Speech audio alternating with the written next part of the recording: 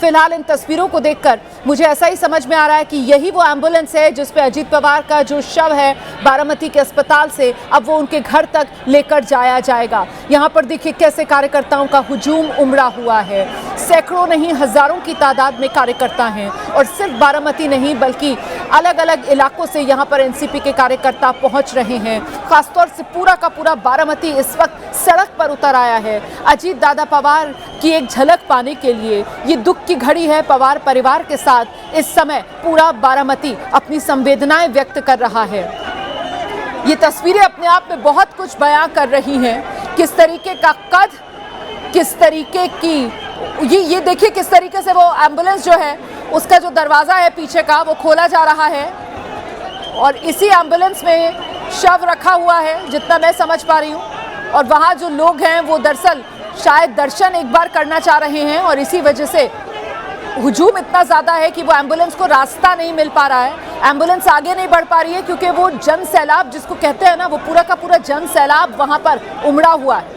आगे पीछे हर तरफ सिर्फ और सिर्फ लोग ही लोग नजर आ रहे हैं और ऐसे में पूरी एम्बुलेंस यहाँ पर लोगों के इस सैलाब में घिरी हुई नजर आ रही है।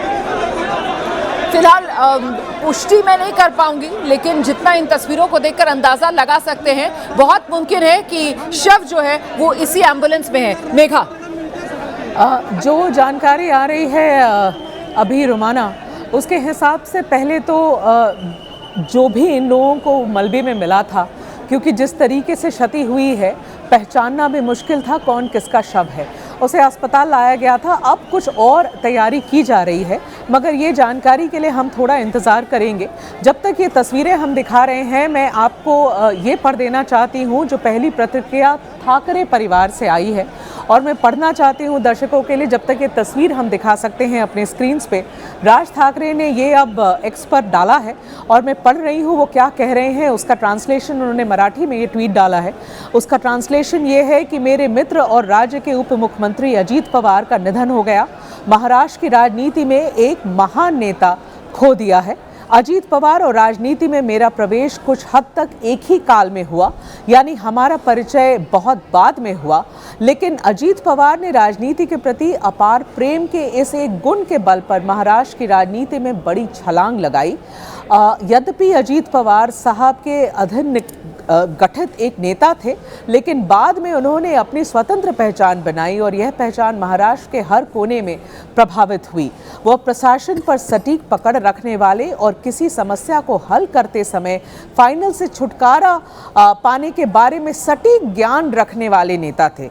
यह बहुत दुर्भाग्यपूर्ण है कि महाराष्ट्र ने ऐसे एक नेता को खोया है। उस समय खोया जब प्रशासन शासकों से श्रेष्ठ नेता में ये एक थे। अजीत पवार बेहद मुखर थे। यदि कोई काम नहीं होता तो वो अपने सामने ही यह बात कह देते थे कि यदि ऐसा होने वाला होता तो वो इसके लिए अपनी पूरी ताकत लगा देते। अपने आप को वादों से घेरना उनका स्वभाव नहीं था। मैंने राजनीति में असभ्य और मुखर होने की कीमत भी अनुभव की है और यह अनुमान लगाया जा सकता है कि अजीत पवार को इसकी कितनी कीमत चुकानी पड़ी होगी।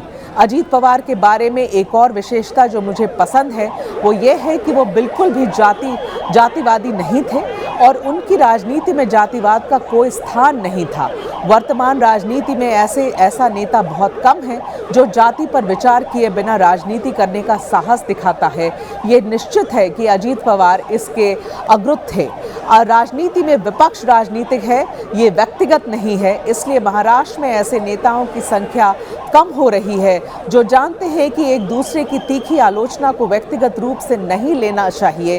राजनीति के कट्टर विरोधी का एक के बाद एक जाना महाराष्ट्र की महान राजनीति के लिए बड़ी क्षति है। मैं और मेरा परिवार महाराष्ट्र की राजनीति के लिए ये बड़ी क्षति की घड़ी है। और इस बीच ये तस्वीरें जो मैं दिखा रही हूँ, जो बात हम आपको पहले बता रहे थे, ये अजीत पवार का जो पार्थिव शरीर है उसको अस्पताल से लेकर जाया जा रहा है और उनके जो बारामती में आवास है वहां पर लेकर जाने की तैयारी है। देखिए अपुष्ट खबरें ये बता रही हैं जिसका जिक्र अभी हमारी सहयोगी मेघा भी कर रही थी, क्योंकि बहुत ही भयावह ये हादसा था और ऐसे में शवों की शिनाख्त करना भी मुश्किल था। अजीत पवार के हाथ में जो घड़ी बंधी हुई थी, बताया जा रहा है कि अजीत पवार के हाथ में जो घड़ी बंधी हुई थी उस घड़ी के आधार पर अजीत पवार की शिनाख्त हो पाई है।